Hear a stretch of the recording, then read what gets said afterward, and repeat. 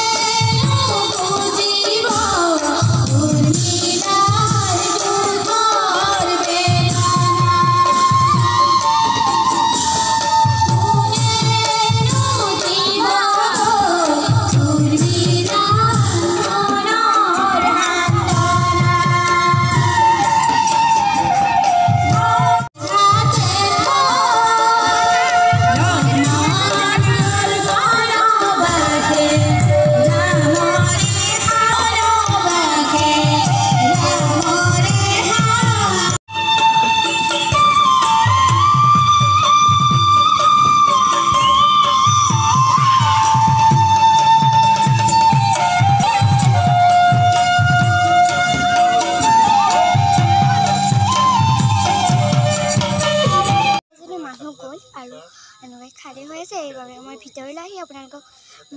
দেখাই দিছোঁ অলপ দেখিছেনে